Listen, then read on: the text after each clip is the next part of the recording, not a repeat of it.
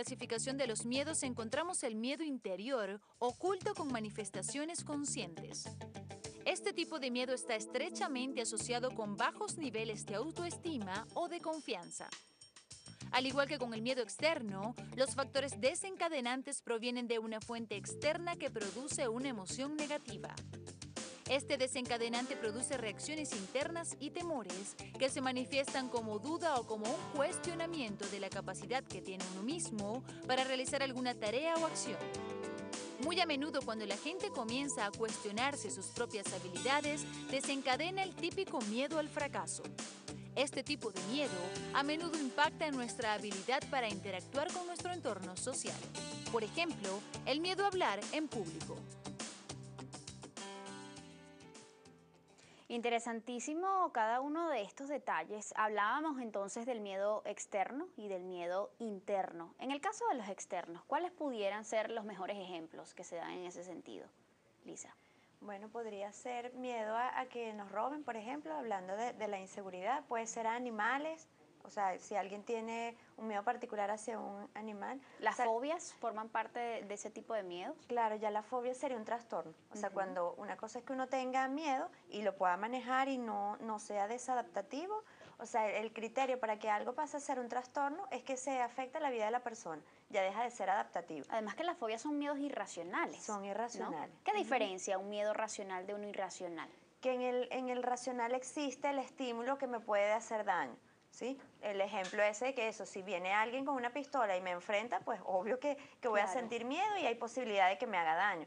Pero si mi miedo es hacia presentar un examen o hacia que yo vaya a fracasar, que cuando yo vaya a hablar en un escenario, no sé, se caiga el techo y se vaya la luz, por ejemplo, eso es irracional, porque no hay ningún elemento que me diga que eso va a pasar.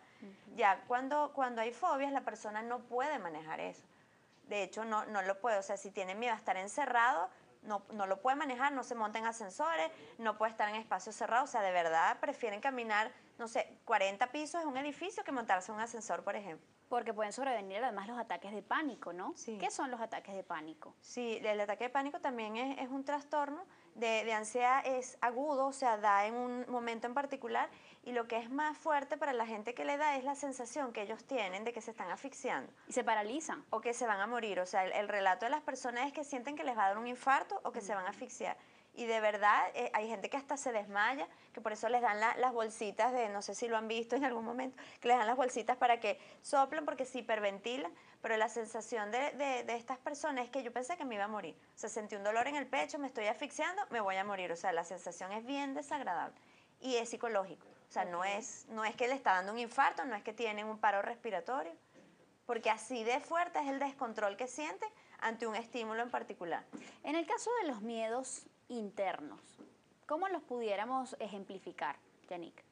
Mira, los miedos internos tienen que ver, tal cual le dijo el ejemplo, por ejemplo, hablar en público o pedir ayuda a alguien o a manejar un carro, cualquier tipo de cosa. Es decir, que tiene que ver con, con sí mismo. Okay. ¿Cómo tú puedes trabajar en eso? De varias maneras. La primera, identificar el miedo y buscar la razón de ese miedo en ti, sobre tu historia personal. Es fácil identificar un miedo interno, siendo que quizás es algo con lo que hemos estado viviendo durante muchísimos años. En muchas oportunidades. Puede ser fácil en ese sentido que realmente está relacionado con un momento en tu historia personal. Okay. Que si tú logras identificar eso, ubicar eso, entonces fácilmente tú puedes como reconstruir ese hilo. ¿Okay?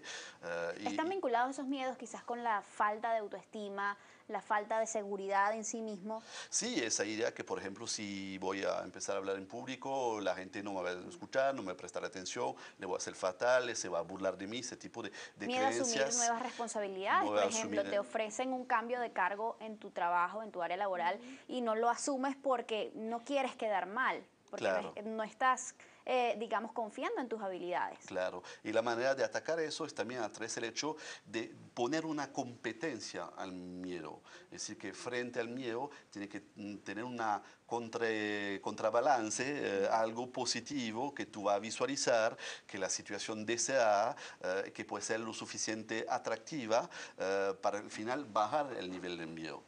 Tenemos mucha participación a través de nuestra cuenta en Twitter, @solucionesgb. Queremos compartir con ustedes parte de estos comentarios. Amancio Ojeda nos dice, el miedo está en tus creencias, puede paralizarte o impulsarte. ¿Puede el miedo ser transformado en un factor de motivación, de entusiasmo para hacer algo? Sí, claro que sí, ese es uno de los motivadores para lograr cosas.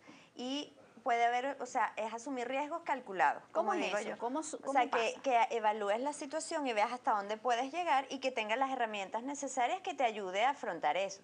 Por ejemplo, si, volviendo con el ejemplo de hablar en público, bueno, entonces tú puedes repasar antes, respirar profundo, por ejemplo, ¿no? Verte en el espejo, cómo se ve, practicar. Entonces, bueno, eso es controlado, o sea, de alguna forma tienes las herramientas, estás ensayando. Y bueno, y podrías manejar cualquier eventualidad que pase. Okay. Porque muchas veces también el miedo a cuando uno desconoce, o sea, no tienes toda la información. En la ansiedad particularmente, si uno no tiene toda la información de lo que puede pasar, eso es lo que causa más angustia y ansiedad, porque no sé qué es lo que va a pasar. Exacto. O sea, es la ambigüedad, es la incertidumbre. La incertidumbre. Y entonces, bueno, si yo sé más o menos a qué me atengo, puedo planificar. Puedo ver qué estrategias voy a utilizar. Si sé que mi punto débil es este, entonces, bueno, trato de utilizar mis fortalezas, lo que mejor yo hago, para compensar lo otro, Así por es. ejemplo. Nelida Aide Pérez dice, primero debemos conocer nuestra personalidad, nuestros comportamientos. Otra persona por acá, Black Hole Sun, dice, el miedo es un estado mental, al igual que la alegría y que la duda. Los estados mentales son pasajeros. ¿Coinciden ustedes con esto? ¿Es un estado mental el miedo? No, no es un estado mental, es una emoción básica, tal cual le definió Lisa al inicio. Que puede generar un estado mental. Que puede generar un estado mental, como la ansiedad, por ejemplo, pero es una emoción básica. Y el reto justamente es controlar el miedo a través del conocimiento, la experiencia, ese tipo de cosas. ¿Qué significa? Que frente a una misma situación, dos personas pueden medir esa situación de forma diferente. Por ejemplo, si tú ves a alguien, me imagino que será como yo, que está el piso 25 afuera limpiando, tú sabes, la ventana de la torre, te puede generar miedo como a mí, Natalie. Claro. Pero a lo mejor para esa persona no, porque tiene un nivel de experiencia, de conocimiento, de su contexto, de su entorno, que lo hace sentir seguro en lo que está haciendo. Exacto. Entonces, yo comparto más lo que te decía el otro televidente cuando decía que el miedo tiene que ver con el conocimiento también de su propia personalidad. Así es. También esta persona agrega por acá, afronta tus miedos, utiliza el hashtag.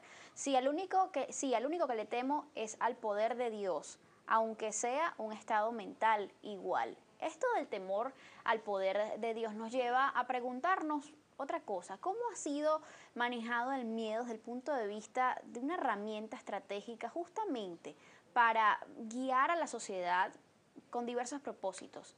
Sí, bueno, se ha utilizado en la historia para controlar también.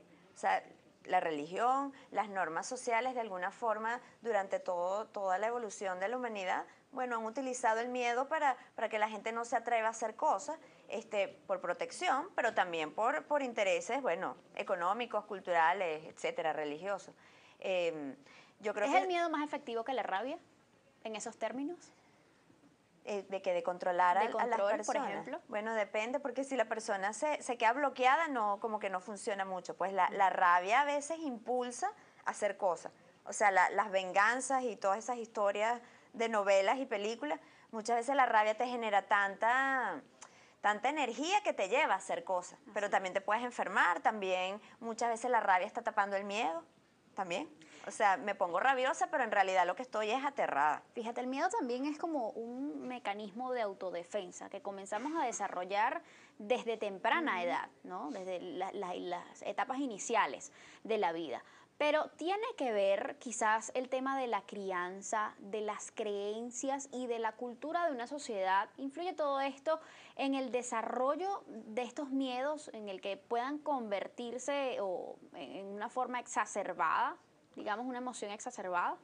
Totalmente, Natalie, tiene que ver mucho con lo que llamamos las creencias que podemos tener, creencias limitantes, sobre todo, que tienen que ver justamente con la cultura, nuestra niñez, ese tipo de cosas. Okay. Y aquí voy, el importante, recordar a nuestro televidente que al final el miedo es algo interesante que tenemos que escuchar, es el mensajero de algo. Entonces el reto no es ni negarse al miedo, diciendo yo no tengo miedo a nada ni a nadie, o tampoco a vivir, como decía Lisa, de forma constante en el miedo, porque en las dos partes, dos extremos, que tú te acostumbres a vivir con él o te negas a él, al final no está escuchando lo que te quiere decir el miedo.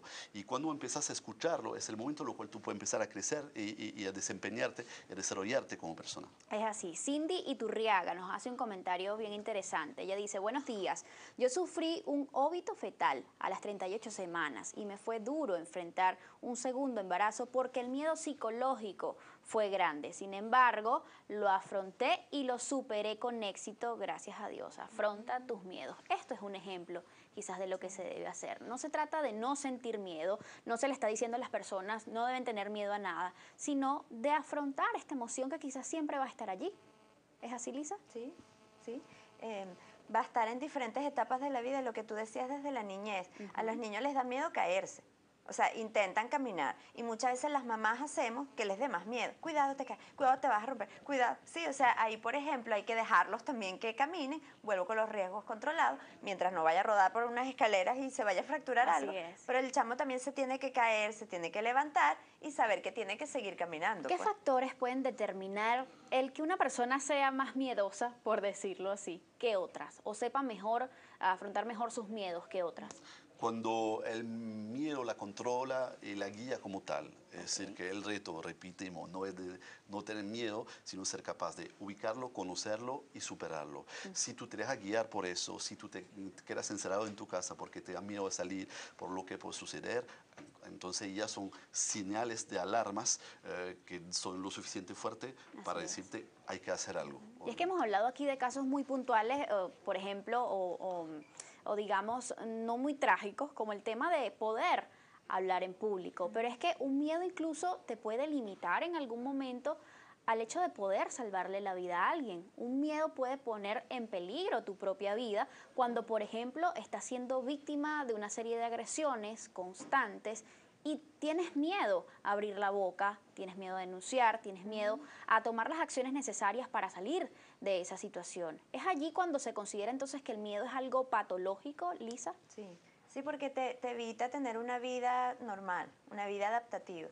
El hecho de que eso, si te están violentando y tú no eres capaz de poder denunciar eso, y además eso es muy esperado. O sea, las personas que son víctimas de violencia, de todo tipo, violencia de género, psicológica, sexual, y hablando política, de la violencia física, pero muchas veces nos autoinfringimos lesiones a nivel psicológico por no querer terminar con una relación por miedo a la soledad. Sí, sí, porque existe la ansiedad de separación, que eso no es solo en los niños, ¿sí? Porque, bueno, los bebés les da miedo estar sin su mamá y eso es normal, es comprensible porque los tienes que alimentar, cuidar y tal. Pero ya en los adultos también hay personas que no se separan de una relación por tener miedo a quedarse sola y que están dependientes de su esposo, su pareja o de los papás. Hay personas adultas que siguen viviendo con sus padres y no porque no pueden comprar un apartamento, que bueno, también sabemos que es difícil ahorita, sino que de verdad no quieren estar solos. O sea, quieren seguir dependiendo, que alguien los apoye, los acompañe.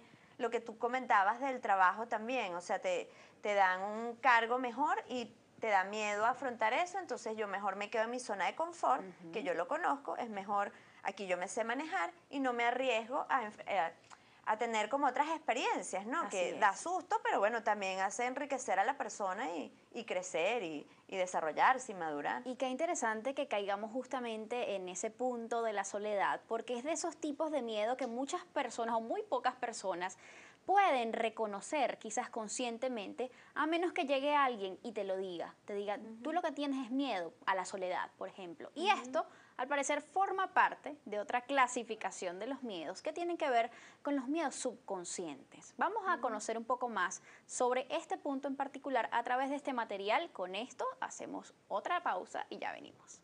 Otro de los miedos presentes en nuestra vida se denomina miedo subconsciente y es producido por nuestras creencias que sirven para protegernos en algún aspecto, pero que a su vez limitan nuestro potencial y en el peor de los casos puede acabar en un autosabotaje. En el tipo de miedo subconsciente no somos conscientes de lo que ocurre, ya que el miedo proviene de nuestras creencias y muchas de ellas están ocultas. Como es algo que está oculto y muy cerca de nuestra identidad, creemos que somos así. Por ejemplo, tener miedo a la soledad y sufrir demasiado cuando alguien cercano tiene que marcharse.